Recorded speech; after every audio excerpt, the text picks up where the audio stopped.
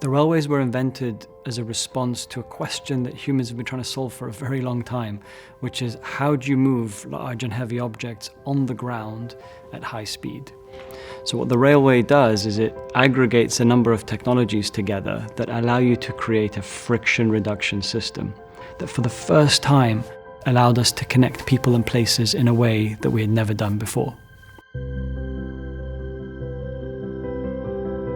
But the very thing that made them achieve what they were trying to solve also meant that they took a long distance to stop. How do you give an operator of this vehicle the ability to see well beyond their horizon of sight? And what emerged from that is what we call railway signaling, that gave drivers an indication of how far they are from a danger point or an object that they had to slow down for.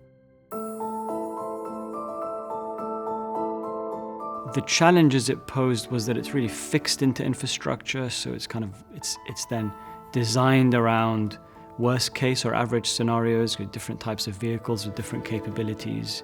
You can't adapt that or change that without doing a major change to the physical infrastructure. And like anything that you've got to sight at speed, it provides various limitations, challenges of sighting things on a foggy day or difficult conditions. So, it presents all these challenges that have had to be responded to over time.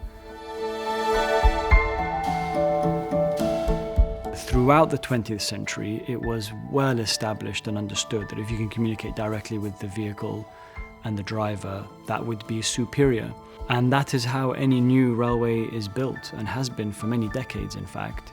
They are computer-based. You put the systems on the train and on the infrastructure. They communicate via a telecommunications network. And it means that you're able to dynamically communicate with the moving objects. You can give the person in control of the vehicle a 20-mile view. You can moderate the speed of the vehicles around the capability of the vehicle, which allows you to utilize the underlying system capacity in a much better way. And it also just removes a lot of unnecessary physical infrastructure that's subject to degradation and condition changes and failure, which fundamentally increases the reliability of the overall system. By transitioning to digital signaling means we get to renew the network in the long run at roughly half the cost. It also takes roughly half the access to replace the old physical infrastructure. And we also reduce the amount of what's called embedded carbon that puts into the network. So the transition to digital signaling on the network just means you're able to more sustainably renew the network at lower cost, unlocking capacity, improving performance, enabling operators and those who manage the network to get the best out of the physical assets, the train and the track, working closer to their physical capabilities. You just cannot go from an idea to a fully fledged new reality with all the memory and the experience and operating in that realm overnight. And therefore it requires a strategic approach by which you layer on that capability over time. So the way we approach how to transition a large national network to digital signaling is through what we call a master plan.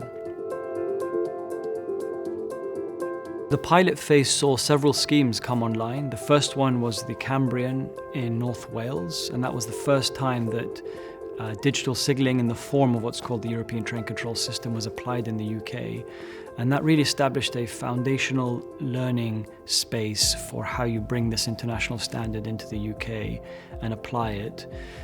Around that, we had other schemes as well that were brought about by major investment interventions that required the use of digital signaling to deliver their broader objectives, and that allowed us really to interact with the digital signaling marketplace to continue to apply and evolve that standard and that technology for the UK.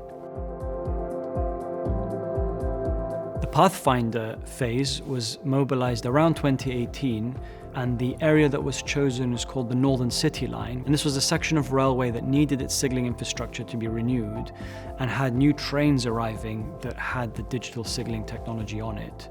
So that was the ideal next step that would allow us to learn what it takes to deliver a digital signalling scheme across track and train. It also provided a natural progression from the first pilot, which was a single-line rural railway, into a city commuter railway that just added more complexity into what was being delivered.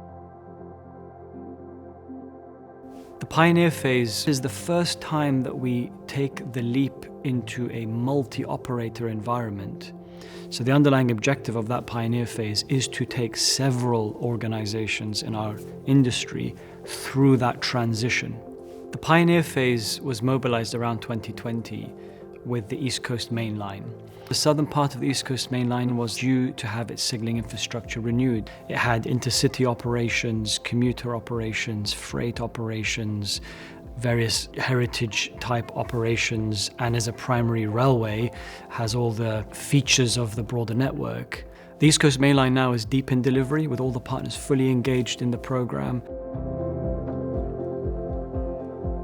We've now mobilized the portfolio phase, and really this is a major national transition phase. It's kind of building on the fact that you've got to the position where multiple parts of the industry have gone on this journey, and you start to standardize this. And we've put in place the model and the team that allow us to organize for how we deliver digital signalling on a national basis.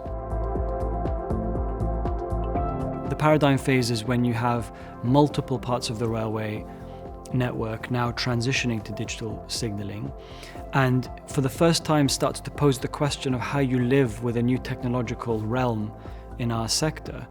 So now that you have a network that's operating with a core technology embedded into it, you have to create systems and processes by which you both support and operate that technology in the most effective way possible, but also move with the times and how you upgrade core systems and core networks and how the market evolves around that to get the most out of the system over time.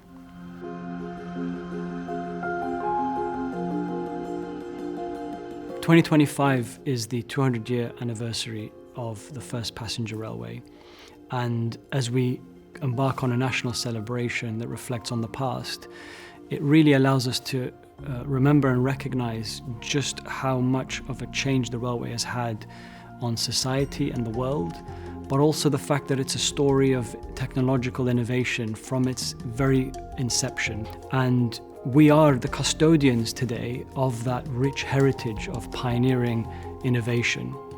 And we have both the opportunity and the responsibility to continue that legacy, to provide the best possible railway for people.